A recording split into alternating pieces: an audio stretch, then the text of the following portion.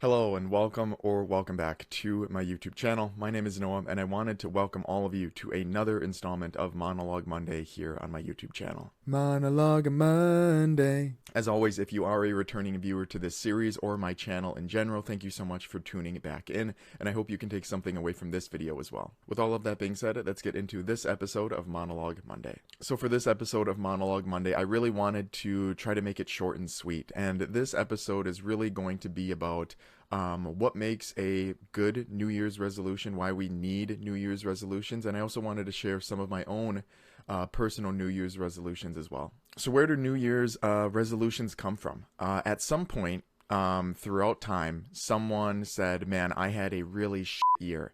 And, you know, when the celebrations began or when the New Year started, they said, I'm going to try to be better, right? And everybody else just maybe thought the same thing. And this is good, I think, because, you know, as I've kind of talked about in many videos, we humans are the farthest thing from perfect, and acknowledging that as early as you can in life is ultimately going to get you closer to being perfect than someone that goes, you know, about their whole life thinking that they're nearly there and they don't need to improve on much and so on. Now, the unfortunate thing with New Year's resolutions is that I read somewhere that on average they tend to last about 2 weeks into the new year. 2 weeks, 3 weeks, a month, whatever it is, which is really sad, right? Because you go an entire year of doing something that you know you shouldn't be doing, or not doing something that you know you should be doing, and you go into the new year with all of this ambition to change a habit or a lifestyle or, you know, something,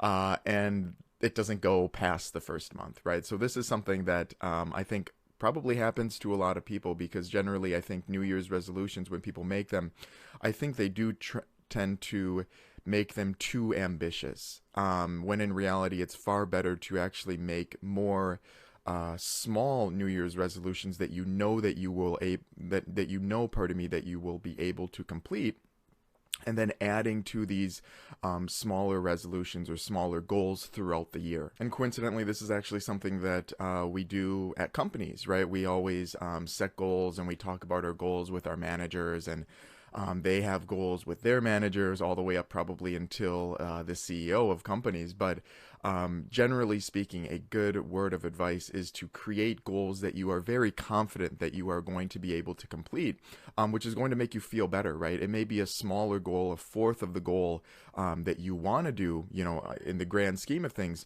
But if you're not able to kind of get to small checkpoints and small finish lines, you're not going to be able to finish your ultimate goal, right? The biggest goal that that you have on your mind. So definitely, if you are formulating New Year's resolutions, which I think you should be, make them something that you are very confident that you are going to be able to complete. Another thing that I think is very important about New Year's resolutions, you know, for everybody, is not so much the outcome of the goal, right? Just the finish line of the resolution, but it's really the rationale behind why you formulated a certain goal in the first place. If your goal, for example, is to just make, I don't know, an extra $10,000 at the by the end of 2025, whether that be through a promotion through work or picking up other jobs on the side, I think that's great. But the important question that I think you should ask yourself is, you know, why am I doing this? Am I doing it to,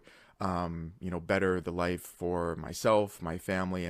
Do I want something tangible? Do I want bragging rights? Do I just want to see a bigger number in my savings account? Do I want to invest that money? You know, so something that's going to keep you motivated throughout the year on these goals is really thinking back to the rationale, the reason as to why you've put those goals into place in the first place. I definitely do think that when you are struggling with your New Year's resolutions, your goals throughout the year, thinking back to the reason as to why you're doing something is what ultimately is going to keep you going, right? If the rationale is really the heart of the rationale, rather is, you know, something for your kids, right? For your significant other, for your family or something.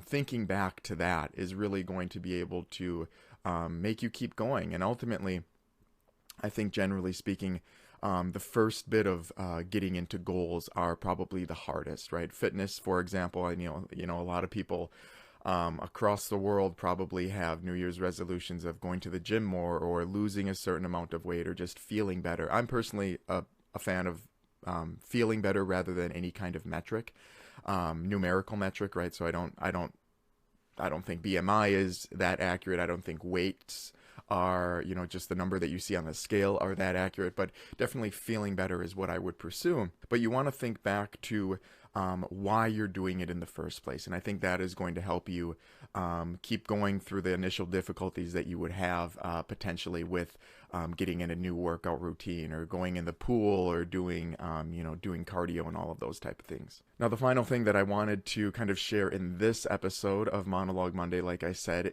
are some of my New Year's resolutions. And I think it's always good to kind of hear what other people are looking to better in their life, because there's been so many instances where I thought I had a good idea of what I should achieve, what my goals should be, what my resolution should be, and I would hear from other people what theirs were, and I would completely change mine because theirs were far more important when I had to hear it from someone else for it to kind of resonate with me. But I'm hoping that might be something that happens to some of you viewers as well. One of the first things, and I talk about this in quite a few videos, is basically this right here, right? Are all of the applications, all of the social media platforms, all of the news, all of the drama, all of the negative clickbait type of articles and so on. Just social media in general. I want to use 2025 as a year where I very much detach myself from a lot of that. I do want to clarify that YouTube is a little bit different for me because depending on how you utilize YouTube, it's not so much social media as in kind of learning. At least on my feed, it's a lot of different videos on how to do certain things and so on. So YouTube, I'm going to continue as much as I can throughout 2025, and I hope that goes well too. But the main thing here is to detach myself from the Instagram, the Reddit, all of those type of things. And my rationale behind that, as I previously mentioned, the importance of rationale is because it's definitely contributed negatively to my life, right? Comparing my life to others, to people that I don't really know, and just having a constant source of negative, like I said, negative clickbait type of articles that are there really to just get your engagement above anything else.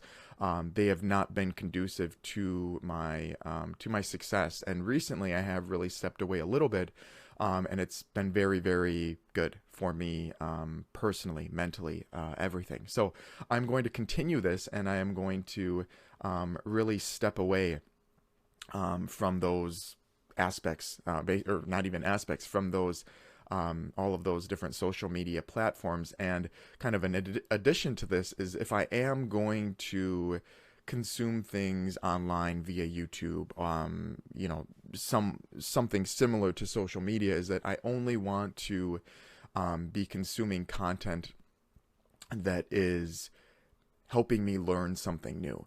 I don't want to be consuming content that leaves me,